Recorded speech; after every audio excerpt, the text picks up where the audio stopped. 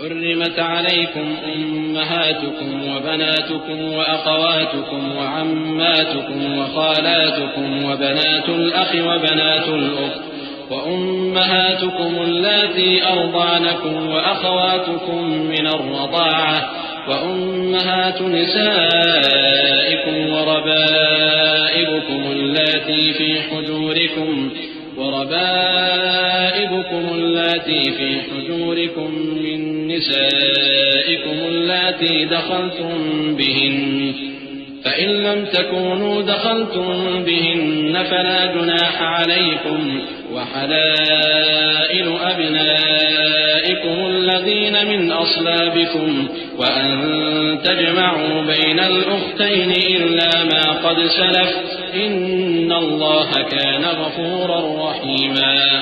تم پر تمہاری مائیں اور بیٹیاں اور بہنیں اور پھوپھیاں اور خالائیں اور بھتیجیاں اور بھانجیاں اور وہ مائیں جنہوں نے تم کو دودھ پلایا ہو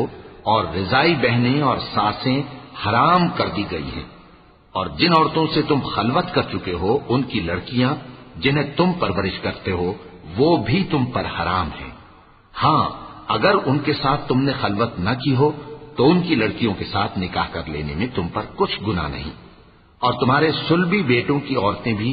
اور دو بہنوں کا اکٹھا کرنا بھی حرام ہے، مگر جو ہو چکا سو ہو چکا، بے شک اللہ بخشنے والا ہے، بڑا مہربان ہے۔ والمحصنات من النساء إلا ما ملكت أيمانكم كتاب الله عليكم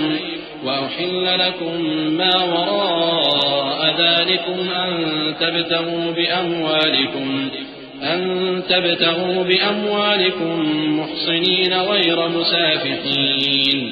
فما استمتعتم به منهن فآتوهن أجورهن فريضة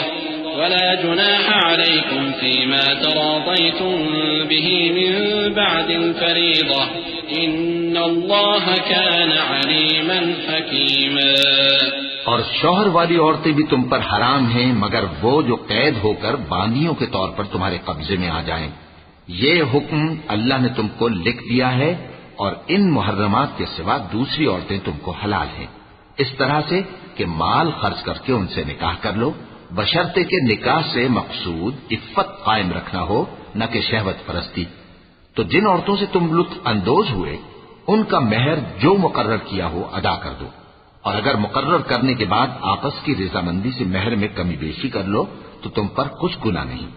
بے شک اللہ سب کچھ جاننے والا ہے، حکمت والا ہے۔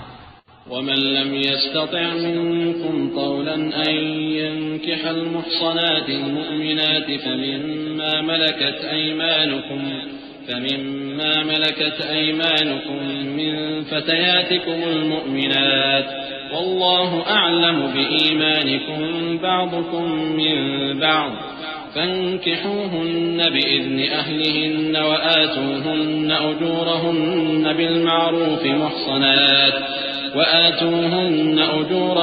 بالمعروف محصنات غير مسافحات ولا متخذات أخدان فإذا أحصن فإن أتين بفاحشة فعليهن نصف ما على المحصنات من العذاب ذلك لمن خشي العنة منكم وأن تصبروا خير لكم والله غفور رحيم۔ اور جو شخص تم میں سے مومن آزاد عورتوں سے نکاح کرنے کا مقدور نہ رکھے تو مومن باندیوں ہی سے جو تمہارے قبضے میں آ گئی ہوں نکاح کر لے، اور اللہ تمہارے ایمان کو اچھی طرح جانتا ہے۔ تم آپس میں ایک دوسرے کے ہم جنس ہو، پھر ان لونڈیوں کے ساتھ ان کے مالکوں سے اجازت حاصل کر کے نکاح کر لو، اور دستور کے مطابق ان کا مہر بھی ادا کر دو، بشرطے کہ وہ پاک دامن ہو،